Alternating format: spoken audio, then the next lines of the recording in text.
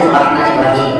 اللہ تبارک و تعالیٰ کے نام سے شروع جو بڑا بے نقصان اور نہایت۔ ہم امید کرتے ہیں کہ آپ خیریت سے ہوں گے۔ ہماری دعا ہے کہ اللہ پاک آپ کو خیر و عافیت سے رکھے۔ پیارے دوستو، آپ کے لیے آج ایسا موضوع لے کر آئے ہیں جس کا شکار تقریباً ہر شخص ہے، یعنی دماغ میں شیطانی خیالات اور وسوسوں کا آنا۔ ان وسوسوں سے کیسے نجات حاصل کی جا سکتی ہے؟ دوستو، اس حوالے سے ہم قرآن و حدیث کی روشنی میں آپ کو بتائیں گے کہ ایسے وسوسوں سے کیسے بچا جا سکتا ہے۔ اس حوالے سے حضرت علی رضی اللہ تعالیٰ عنہ کی ایک روایت بھی آپ کو بتائیں گے۔ معلومات ٹیوب کے پیارے دوستو، سائنس کی روشنی میں معلومات سے آگاہ کرتا رہا ہے۔ یہ معلومات نہ صرف آپ کی معلومات میں اضافہ کرتی ہیں بلکہ آپ کو اسلامی تعلیمات اور بعض اوقات سائنسی تحقیقات سے بھی روشناس کرواتی ہیں۔ پیارے دوستو، آج کا ہمارا یہ ٹاپک ایک ایسا ٹاپک ہے جس کے حوالے سے ہر شخص پریشان ہے، کیونکہ ہر شخص کے ذہن میں ہر وقت تفکرات کا تانتا بندھا رہتا ہے۔ آج کی اس ویڈیو میں آپ جانیں گے کہ ان وسوسوں کی کیا وجوہات ہیں، ہمارے آقا صلی اللہ علیہ وسلم کے اس حوالے سے کیا ارشادات ہیں، اور ہم ان وسوسوں سے کیسے نجات حاصل کر سکتے ہیں۔ دوستو، اس حوالے سے مکمل معلومات کے لیے اس ویڈیو کو آخر تک ضرور دیکھیے گا۔ پیارے دوستو، وسوسہ بیماری کی ایک قسم ہے جو کہ شیطان کے انسان پر حاوی ہونے کی وجہ سے پیدا ہوتی ہے، یا پھر نفس امارہ کا جب غلبہ ہو تب وسوسے آتے ہیں۔ موجودہ دور میں منتشر بیماریوں میں سے وسوسہ بہت ہی خطرناک بیماری ہے۔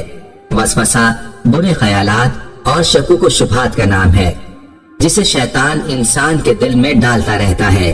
یہ وسوسہ کبھی عقیدے کے متعلق ہوتا ہے، مثال کے طور پر یہ خیال آنا کہ کیا اللہ موجود ہے، اللہ کو کس نے پیدا کیا۔ کبھی عبادات جیسے صلاۃ اور طہارت میں شک کے طور پر ہوتا ہے، تو کبھی موہوم بیماریوں سے خوف اور ان کے بارے میں فکر مندی سے متعلق ہوتا ہے۔ نیز مختلف حوالوں سے انسان وسوسوں کا شکار رہتا ہے۔ اسی طرح مختلف کاروباری الجھنیں، حساباتی چکر اور ہیرا پھیریاں وغیرہ ہمارا دماغ چاٹتی رہتی ہیں۔ کبھی یہ ہوتا ہے کہ نماز کی تکبیر تحریمہ ہوتے ہی ہم خیالوں کی وادی میں جا نکلتے ہیں، پھر ہوش تب آتا ہے جب امام صاحب سلام کی صدائیں لگا رہے ہوتے ہیں۔ یہ بھی پیش آتا رہتا ہے کہ ہمیں اپنے عقائد اور شعائر دین وغیرہ کے بارے میں شک سا گزرنے لگتا ہے، تب ہم سہم کے رہ جاتے ہیں، ہمیں اپنا ایمان خطرے سے دوچار محسوس ہوتا ہے۔ دوستو، اب سوال یہ پیدا ہوتا ہے کہ یہ وسوسے پیدا کیوں ہوتے ہیں؟ ان وسوسوں کی الجھن میں ہمارے لیے اسلام میں کیا حکم ہے؟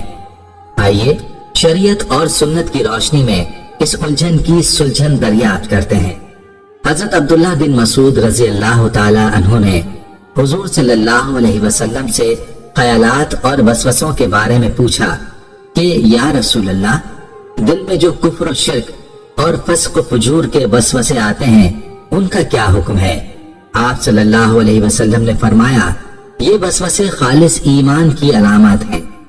اس کی توضیح حضرت امداد اللہ مہاجر مکی رحمہ اللہ کے ایک قول سے ہوتی ہے۔ فرمایا، دراصل وسوسہ شیطان کا عمل ہے۔ یہ طے ہے کہ شیطان ہمارے ایمان کا ڈاکو اور لٹیرا ہے۔ اب یہ اپنے اس وسوسے والے عمل کے ذریعے اسی گھر میں ڈاکہ ڈالے گا جہاں اس کی مطلوبہ دولت موجود ہو۔ اسی وجہ سے فرمایا گیا کہ شیطان کا ہمارے دل میں وسوسہ ڈالنا یہ خالص ایمان کی علامت ہے۔ ایک حدیث پاک میں آیا ہے، اللہ تعالیٰ کا شکر ہے کہ اس نے شیطان کے مکر و جال کو وسوسے کی حد تک محدود کر دیا، اس سے آگے نہیں بڑھایا۔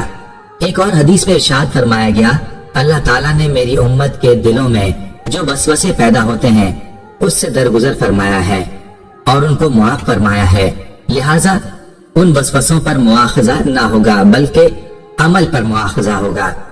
دوستو، وسوسوں کی بیماری میں مبتلا آپ بہت سے لوگوں کو دیکھیں گے کہ وہ صبح و شام کے اذکار میں سستی کا شکار ہوتے ہیں۔ وہ سوتے وقت، گھر سے باہر جاتے اور واپس آتے وقت، کھانے پینے کے اوقات میں شرعی اذکار کا اہتمام نہیں کرتے۔ اسی طرح شیطان ان پر مزید حاوی ہو جاتا ہے۔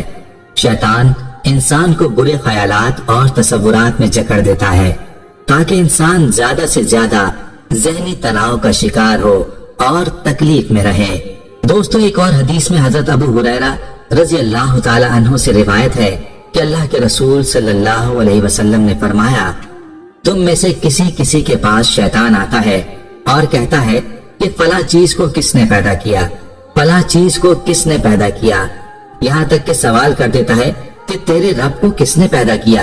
تو معاملہ جب یہاں تک پہنچ جائے تو چاہیے کہ اللہ تعالیٰ سے پناہ مانگے اور رک جائے۔ بخاری اور مسلم کی ایک دوسری روایت میں ہے کہ جب ایسے خیالات پیدا ہوں تو بندہ کہے ہم اللہ اور اس کے رسول پر ایمان لائے۔ پیارے دوستو، اب آتے ہیں ان برے خیالات اور وسوسوں کے علاج کی طرف۔ ہمیں ایسے کون سے اعمال کرنے چاہیے جن کو کرنے سے ہمیں وسوسوں سے چھٹکارا حاصل ہو سکتا ہے۔ علماء اور فقہاء کے نزدیک وسوسوں کا علاج ایمان کو قوی بنانے سے ہوگا، نیز شیطان کے راستوں کو کمزور بنانے سے علاج میں مدد مل سکتی ہے۔ آپ کثرت کے ساتھ نیکیاں کریں، اللہ تعالیٰ کی جانب رجوع کریں، زیادہ سے زیادہ ذکر، تسبیح اور استغفار کریں، نماز کی طرف لوٹیں اور اللہ کے سامنے گڑ گڑائیں۔ اللہ تعالیٰ آپ کی دعاؤں کو قبول فرمائے گا۔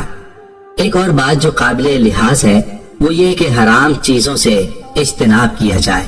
حرام چیزوں کے استعمال کی وجہ سے بھی وسوسے اور برے خیالات پیدا ہونے کا احتمال زیادہ ہوتا ہے۔ اس حوالے سے آپ کو حضرت علی رضی اللہ تعالی عنہ کی ایک روایت سے بھی آگاہ کرتے ہیں اور وہ عمل بھی بتاتے ہیں جو آپ رضی اللہ تعالی عنہ نے وسوسوں کو دور کرنے کے لیے تجویز فرمایا۔ حضرت علی رضی اللہ تعالی عنہ کے پاس ایک شخص آیا اور اس نے برے خیالات اور وسوسوں کی شکایت کی تو اس کو آپ رضی اللہ تعالی عنہ نے یہی نصیحت فرمائی کہ حرام مال اور حرام کاموں سے اجتناب کرو، اور جب بھی کھانے کے لیے بیٹھو تو لقمہ حلال پر یا غفور ہو یا اللہ ہو یا رحمان ہو پڑھ کر پھونک دو۔ اس عمل سے برے خیالات آنا رک جائیں گے۔ تو دوستو، اگر آپ بھی ایسے خیالات اور وسوسوں سے پریشان ہیں اور ان سے نجات چاہتے ہیں تو اس عمل کو کریں آیا ہے۔ ہمیں یقین ہے کہ آپ ہماری دلچسپ معلومات کو اپنے دوستوں کے ساتھ فیس بک، ٹویٹر اور واٹس ایپ پر ضرور شیئر کریں گے تاکہ معلومات ٹیوب آپ کے لیے آئندہ بھی ایسی ہی دلچسپ معلومات لاتا رہے۔ دوستو، ایک اور بات یہ ہے کہ اگر آپ کے پاس اس موضوع کے متعلق کوئی اضافی معلومات ہو یا آپ کوئی نیا ٹاپک بتانا چاہتے ہیں تو پلیز اسے ہمارے ساتھ کمنٹس کے ذریعے ضرور شیئر کریں۔ ہمیں آپ کے کمنٹس کا انتظار رہے گا۔